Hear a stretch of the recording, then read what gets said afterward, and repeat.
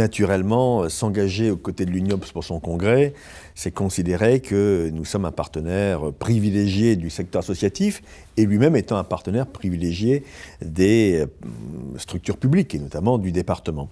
Le congrès a lieu à Lille, capitale des Flandres. Naturellement, nous devions être aux côtés de l'UNIOPS dans cette organisation. Puis l'UNIOPS, pour nous, c'est le regroupement, l'URIOPS, en l'occurrence local, c'est 458 associations, c'est un très grand nombre de compétences que nous partageons avec le département. Donc, j'ai envie de dire une alliance naturelle, et je voyais mal le département ne pas être à côté de l'UNIOPS et donc de son URIOPS local pour ce congrès de Lille. C'est d'abord un partenariat d'objectifs sur le fond. Je viens de découvrir le programme presque définitif du congrès de janvier et naturellement nous partageons énormément de préoccupations. Quelle politique d'insertion, quelle participation des usagers dans leur intégration au sein de la société, quelle politique en direction des personnes âgées ou handicapées. J'ai envie de dire, reconstruire une société peut-être plus solidaire, plus innovante, capable de donner sa place à chacun. Nous sommes dans un monde qui exclut aujourd'hui. Nous le voyons bien au travers des chiffres de la pauvreté.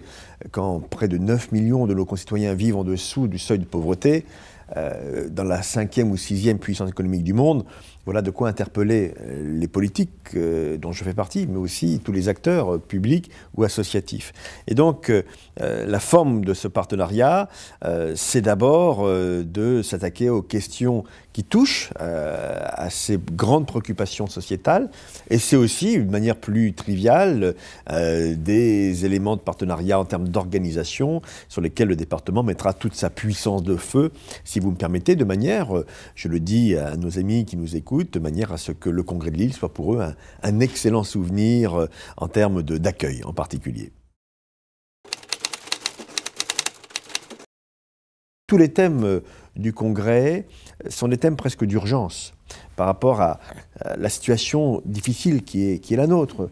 Dans un département comme le Nord, qui a une espérance de vie malheureusement inférieure de 3 ans pour ses concitoyens par rapport à la moyenne nationale, un département qui a un taux de chômage supérieur à la moyenne nationale, où près de 12% de la population vit autour de l'allocation du RSA, toutes les préoccupations du Congrès sont pour nous importantes.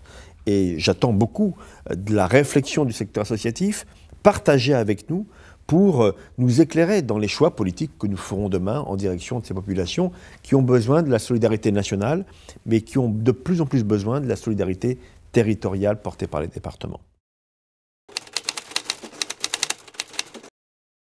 Je crois beaucoup à la démocratie représentative qui permet aux élus, qui ont une vraie légitimité naturellement au travers du choix de leurs concitoyens, qui permet aux élus de pouvoir définir les politiques publiques et les mettre en œuvre. Mais aujourd'hui, il est clair, il est manifeste, et cela est très lié à la décentralisation, qui pourtant n'a que 30 ans dans notre pays. Il est manifeste que la construction de la politique publique portée par un département ne peut se faire sans l'avis, sans la contribution, sans l'analyse, l'expertise du secteur associatif.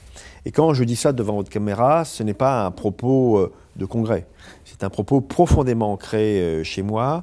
Je suis intimement convaincu que la pertinence de la réponse publique portée par une collectivité aussi importante que le département du Nord doit s'appuyer sur la connaissance du terrain et sur la capacité d'agir du secteur associatif, notamment en matière sociale. Et c'est un contrat gagnant-gagnant, parce que si la réponse publique est positive, elle sera sûrement moins coûteuse à terme, elle sera plus pertinente, elle sera plus adaptée aux besoins de la population. Et je revendique, pour moi en tant qu'élu, une bonne connaissance du terrain. Les conseillers généraux sont des élus de proximité.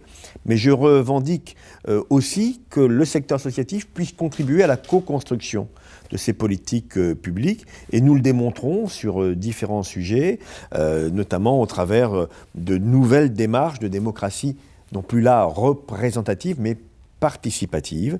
Ce n'est pas encore la démocratie directe, mais c'est une démocratie quand même améliorée qui fait que nos décisions seront sûrement demain plus pertinentes qu'elles ne le sont aujourd'hui.